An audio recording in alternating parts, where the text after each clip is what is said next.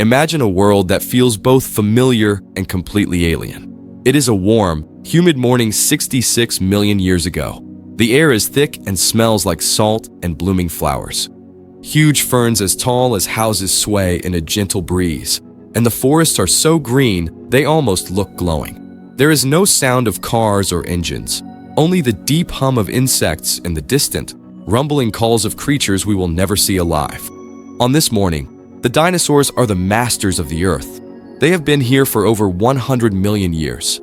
They have seen continents move and oceans rise. To them, this is just another Tuesday in a world that seems like it will last forever. High above the trees, a giant pterosaur glides on wings the size of a small plane. It looks down at a river where a family of triceratops is drinking. They are heavy, powerful animals with horns as long as a person is tall. They feel safe because nothing in this world can easily challenge them. Nearby, hidden in the thick leaves, a Tyrannosaurus rex breathes quietly. It is a massive hunter with teeth like jagged knives. It is waiting for the right moment to move. These animals do not know that high above the blue sky, something is coming. It is a rock the size of a mountain, traveling faster than a bullet. It is silent and invisible because it is moving so fast that the air hasn't even had time to scream yet. This mountain of rock is about 6 miles wide. If you put it in the middle of a big city, its top would reach higher than the clouds where airplanes fly. It has been traveling through the cold darkness of space for millions of years, and now, its journey is about to end right here. As it hits the very top of our air, it begins to burn. It turns into a streak of light so bright that if any dinosaur looked at it, they would be blinded instantly. It takes only a few seconds to travel through the atmosphere. When it hits the shallow ocean near what we now call Mexico, the world changes in a heartbeat. The force of the impact is hard to even imagine. It is more powerful than billions of atomic bombs going off at the exact same time. The rock does not just land. It explodes with such violence that it vaporizes the ground beneath it. A hole 20 miles deep and 100 miles wide is punched into the earth. The ocean is pushed back in a wall of water miles high. Rocks are turned into liquid and splashed upward, higher than the highest mountains. Some of this debris is thrown so hard that it actually leaves the earth and goes into space, only to fall back down later like billions of tiny, burning pebbles.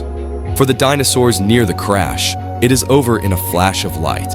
But for the rest of the world, the horror is just beginning. A massive wave of heat, an invisible wall of fire, races outward from the crash site. It moves at thousands of miles per hour. It turns forests to ash in a second.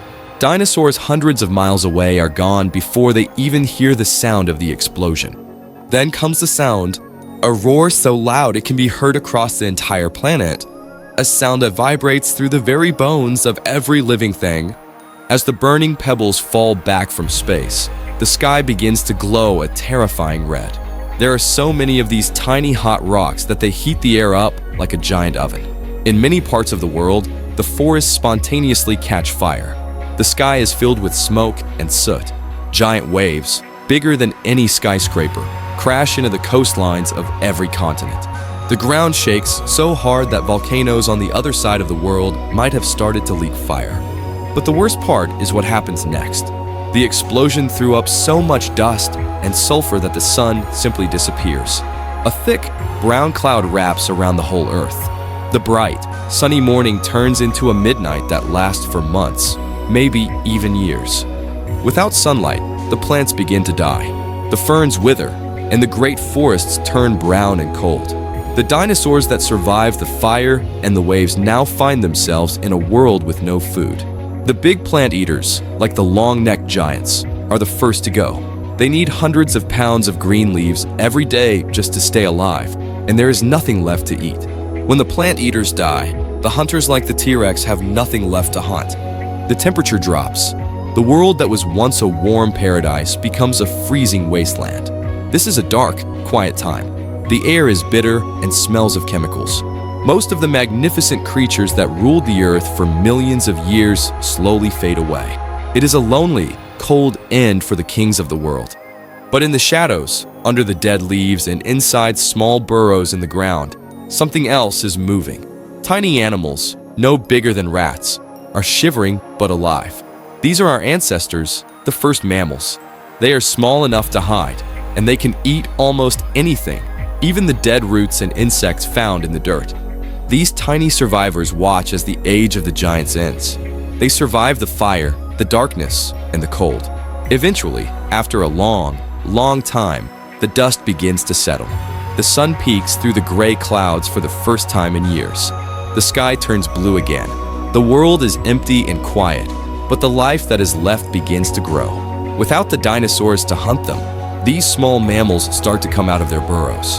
They start to grow larger. They start to explore the new world. If that mountain of rock had missed the Earth by just a few minutes, the dinosaurs might still be here today, and we might not be. That one single day, 66 million years ago, was the most important day in the history of our world. It was a day of fire and shadow, a day that ended an empire of giants and paved the way for us.